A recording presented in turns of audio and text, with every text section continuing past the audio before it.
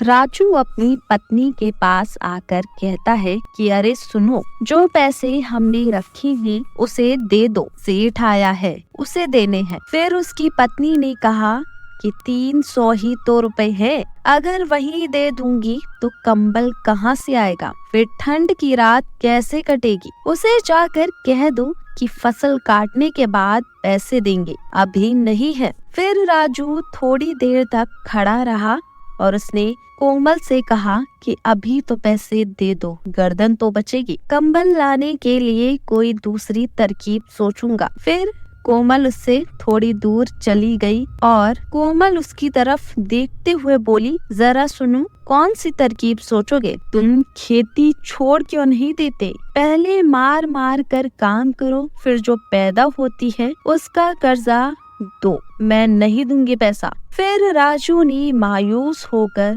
कहा, क्या मैं गालियां खाऊं? फिर यह बात सुनकर उसकी पत्नी मायूस होकर राजू को पैसे लाकर दे देती है। फिर बोलती है कि तुम यह खेती छोड़ दो, मजबूरी से एक रोटी सुख से तो खाने को मिलेगी। फिर राजू पैसा लेकर बाहर चला गया। राजू ने पैसा बचाकर 300 रुपए इकट्ठे किए थे, वह पैसे वह सेना को ले जाकर दे देता है।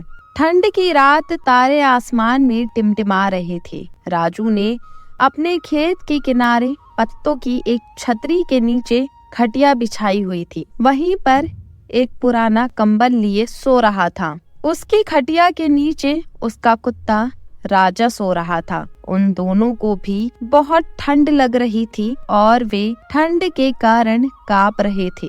दोनों को नींद नहीं आ रही थी। तब राजू राजा से कहता है कि क्यों राजा, ठंड लग रही है, तू यहाँ पर क्या लेने आया था? नीचे सोए हुआ राजा ने अपनी पूंछ हिलाई। उसे साफ दिखाई दे रहा था कि उसकी कू कू की आवाज से उसके मालिक को नींद नहीं आ रही है। फिर राजू ने राजा से कहा कि कल मेरे साथ मत आना, वरना तुम्हें ठंड लग जाएगी। थोड़ी देर बाद राजू खड़ा होकर एक गड्ढे में से कुछ कचरे को उठाकर उसने आग जलाई। राजू ने राजा से कहा कि आज ठंड मार लो, कल मैं यहाँ पर तुम्हारे लिए कंबल ले आऊंगा, उसमें घुसकर तुम बैठ जाना, तुम्हें ठंड नहीं लगेगी। थोड़ी देर बाद राजू फिर से खटिया पर जाकर लेट गया और उसने सोच लिया था कि अब मैं चाहे कुछ भी हो जाए, मैं नहीं उठूंगा। फिर राजू को बहुत ठंड लगने लगी थी, उसे नींद नहीं आ रही थी। थोड़ी देर बाद उसने राजा को उठाकर अपनी गोद में बिठा लिया।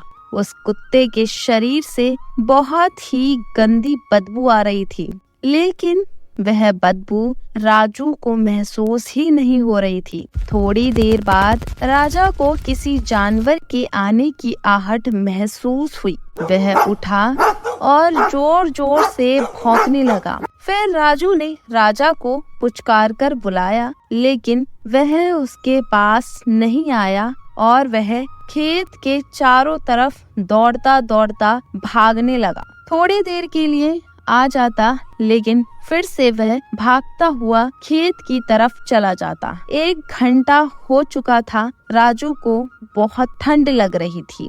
वह खड़ा होकर आसमान की तरफ देखने लगा कि कितनी रात बाकी है, लेकिन अभी तक आधी रात भी नहीं हुई थी। राजू के खेत से थोड़ी दूर एक आम का बाग था, जहाँ पर पत्तियां झड़ी हुई थी। राजू ने सोचा कि जाकर थोड़ी पत्तियां इकट्ठा कर आग जला लूंगा। कोई देखेगा तो सोचेगा कि कोई भूत है या झाड़ियां में कोई जानवर है। फिर वह उस बाग की तरफ जाने लगा तो उसे जाते हुए देख राजा उसके आगे आकर खड़ा हो गया। राजू ने कहा, चल राजा, थोड़ी पत्तियां इकट्ठा कर आग जला लेते हैं। फिर राजू ने बहुत सारी पत्तियां इकट्ठी कर ली। फिर थोड़ी देर बाद राजू ने उन पत्तियों से आग जला ली। राजू ने राजा से कहा, क्या राजा, अब ठंड लग रही है? दौड़ थोड़ी देर तक दोनों उस आग के पास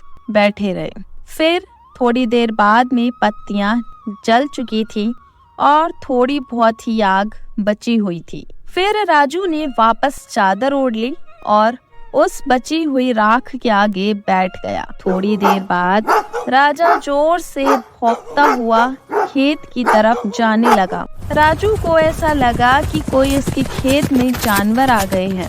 उसे उन जानवरों के पैरों की आवाज साफ सुनाई दे रही थी कि जानवर उसके खेत में आकर घास चर रहे हैं। लेकिन उसने सोचा कि राजा के होते हुए कोई भी जानवर खेत में नहीं आ सकता। उसे लगा कि उसे वहम हुआ है। फिर उसने जोर से आवाज लगाई, राजा राजा। लेकिन राजा जोर जोर से भौंक रहा था, उसकी तरफ नहीं आ रहा था। राजू को जानवरों के चरने की आवाज साफ सुनाई दे रही थी, लेकिन उसे ठंड में खड़े होने की हिम्मत ही नहीं थी। वह अपनी जगह से खड़ा ही नहीं हो पा रहा था और अपनी जगह पर बैठा बैठा ही जानवरों को भगाने की कोशिश करने लगा और जोर जोर से चिल्लाने लगा। फिर राजा दोबारा से भौंकने लगा। राजू को लगा कि अगर जानवर चले जाते हैं तो राजा भौंकता नहीं।